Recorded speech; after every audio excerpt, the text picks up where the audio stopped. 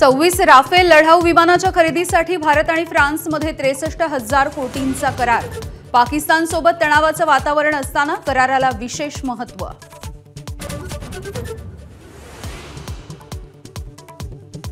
भारत पाकिस्तान वादाच्या पार्श्वभूमीवरती इतर देशांकडून मदत। भारताला स्वीडननं दिलं काल गुस्ताफ रॉकेट लॉन्चर, तर पाकिस्तानला तुर्कस्ताननं दारुगोळा पाठवल्याची माहिती। भारताच्या आक्रमक पवित्र्यामुळे बिथरलेल्या पाकिस्ताननं तुर्कस्तान समोर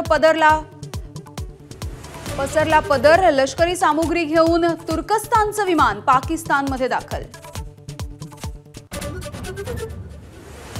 धर्म विचारायला दहशतवाद्यांकडे वेळ तरी आहे कुठे?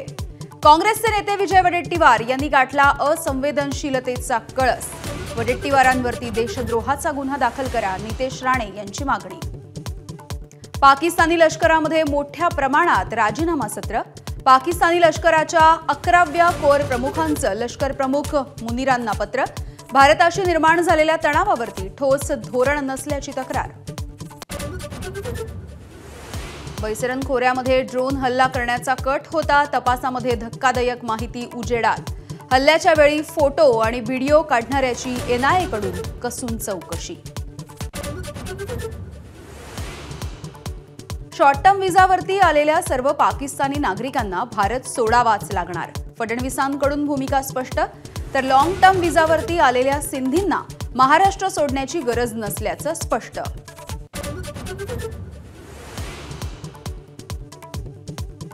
पाकिस्तानी क्रिकेटपटू शाहिद आफ्रिदीच्या उलट्या बोंबा। भारतच हल्ले घडवून आपल्या लोकांना मारतो असं म्हणत अकलेचे तारे तोडले, तर ओवेसींनी उडवली आफ्रिदीची खिल्ली। 5 लाखांहून अधिक पाकिस्तानी महिला भारतात। भाजप खासदार निशिकांत दुबेंचा खळबळजनक दावा।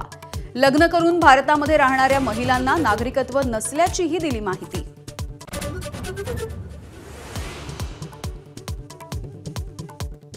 नक्षलवाद्यांच्या विरुद्ध आतापर्यंतची सर्वात मोठी मोहीम।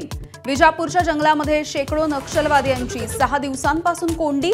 7,000 पेक्षा जास्त पोलीस आणि जवान मोहिमेत। मुंबईतील आग दुर्घटनेच्या प्रकरणी ईडीचं अधिकृत स्पष्टीकरण। काही कागदपत्र जळाल्याची माहिती। महत्त्वाचे दस्तावेज डिजिटल स्वरूपामध्ये असल्याचा दावा। आगीवरून राजकीय भडका। एल्फिस्टनमधील 19 इमारतींमधील स्थानिकांचं पुनर्वसन एल्फिस्टनमध्येच होणार। मंत्री आशिष शेलार यांची माहिती। MMRDA क्लस्टर योजनेच्या अंतर्गत पुनर्विकास करणार।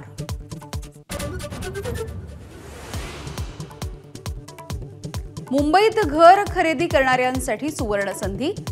म्हाडा दिवाळीपूर्वी 5,000 घरांसाठी काढणार लॉटरी। BDD चाळ पुनर्विकास प्रकल्पातील काही घरं पुढच्याच महिन्यामध्ये देणार।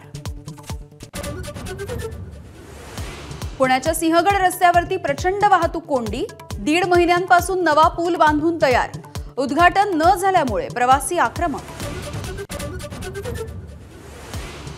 मालवणमधल्या राजकोट किल्ल्यावरती पुन्हा उभारला छत्रपती शिवाजी महाराजांचा पूर्णाकृती पुतळा। तब्बल 83 फूट उंच पुतळ्याची 200 किलोमीटर प्रति तास हवेचा दाब सहन करण्याची क्षमता।